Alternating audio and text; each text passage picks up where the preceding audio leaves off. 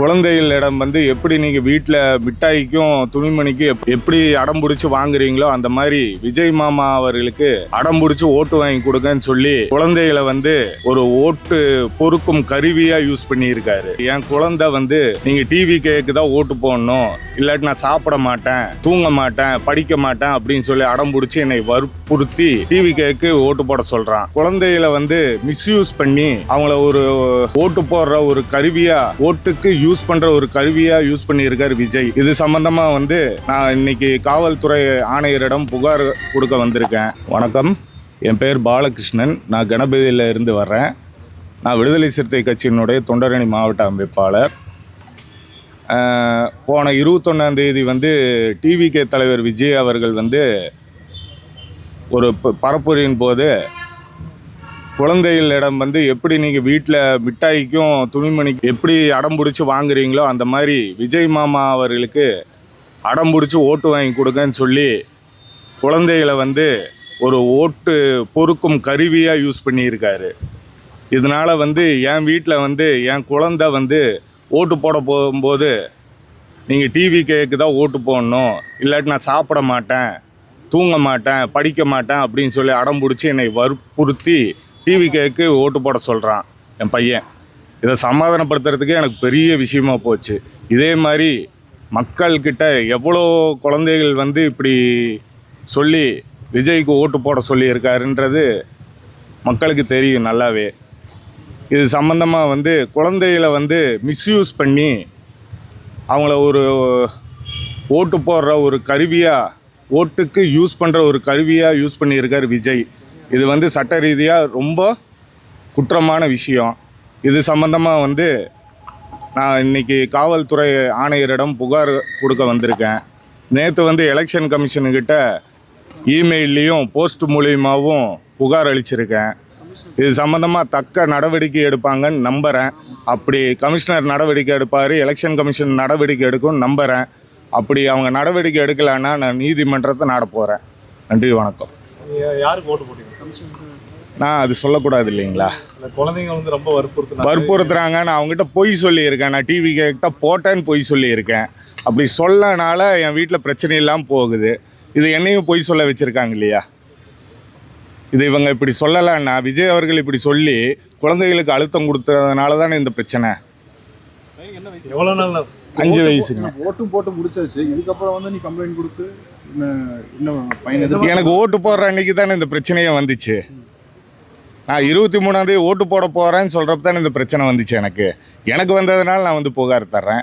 இந்த மாதிரி எவ்வளோ பேர் மன அழுத்தத்துக்கு ஆளாகிருக்காங்க, எத்தனை பெற்றோர்கள் வந்து மன அழுத்தத்துக்கு ஆளாகிருக்காங்கன்றது வந்து என்னால் புரிஞ்சுக்க முடியுது. என்னை மாதிரியே எத்தனை பெற்றோர் வந்து பாதிக்கப்பட்டிருக்காங்கன்றது எனக்கு புரியுது.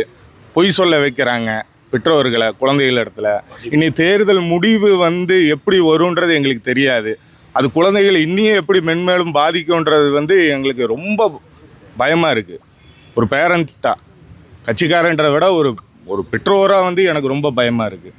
அதனால தான் இது வந்து இந்த வீடியோஸ் வந்து பரவாமல் தவிர்க்கிறதுக்கு வேண்டி காவல்துறை நடவடிக்கை எடுக்கணும். இது பேசின விஜய் அவர்கள் மீதும் ஜுனைல் ஜஸ்டிஸ் ஆக்ட் மூலிமா நடவடிக்கை எடுக்கணும். பிஎன்எஸ் நான் நியூஸ் பார்ப்பேன், நான் வீட்டில் நியூஸ் பார்ப்பேன். அப்போ டிவியில் வந்து அதான் அந்த பரப்புரை நிகழ்வு நான் செல்ஃபோன் காட்டுறதில்ல.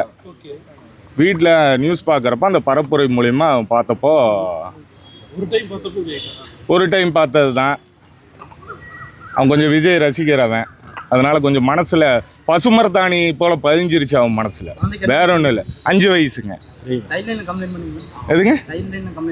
அதுக்கு குழந்தைய தானே கம்ப்ளைண்ட் பண்ண. நான் இப்படி போய் பண்ண முடியும்? 1098க்கு வந்து நான் பண்ண முடியாதுல்ல. குழந்தைகளுக்கு ஏதோ அபியூஸ் வந்துச்சு.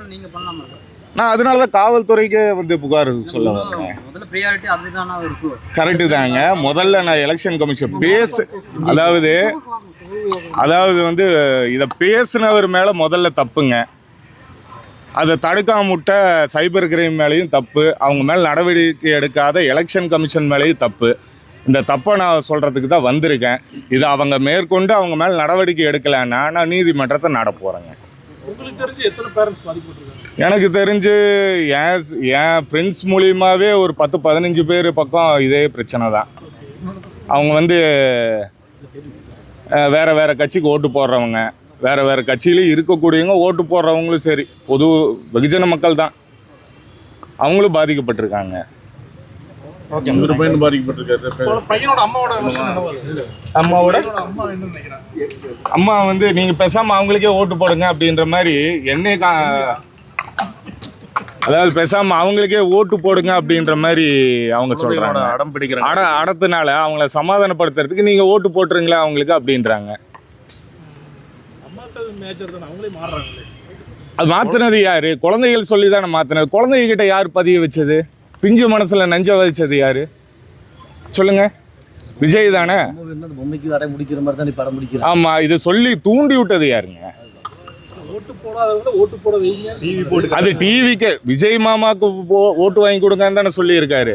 அதை சொல்லி தானே kinder joy, chocolate, dairy milk, dress, இதுக்கெல்லாம் எப்படி அடம் பிடிப்பீங்களோ அந்த மாதிரி அடம் பிடிச்சி விஜய் மாமாவுக்கு ஓட்டு வாங்கி கொடுங்கன்னு இருக்காரு. உங்க பையன் அடம் பிடிச்சத ப்ரூஃப் இருக்காங்களா? இல்லை, அது நான் தான் ப்ரூஃப். எங்கள் வீட்டிலேயே இருக்காங்க. நீங்க குழந்தை பாதிக்கப்பட்டிருக்கீங்கன்னு நினைக்கிறீங்களா? கண்டிப்பாக உளவியல் ரீதியாக பாதிக்கப்பட்டிருக்காங்க. அவங்களுக்கு ஏதாவது ஆலோசனை, ஏதாவது உளவியல் ஆலோசனை? நான் இப்போ அவங்க பாட்டி கிட்ட சொல்லி டூர் கூப்பிட்டு போக சொல்லியிருக்கேன், அவனை சமாதானப்படுத்துறதுக்கு, டைவர்ட் பண்ணுறதுக்கு. வேற என்ன பண்ண முடியும்னு நினைக்கிறீங்க? நம்ம டிவி கேட்க ஓட்டு போட சொல்கிறீங்களா? புகார் ஏன் முன்னாடியே கொடுக்கணும்? எனக்கு 23ஆம் தேதி நான் ஓட்டு போட போகிறப்ப தான் வந்து எனக்கு இந்த பிரச்சனையே நடந்துச்சுங்க.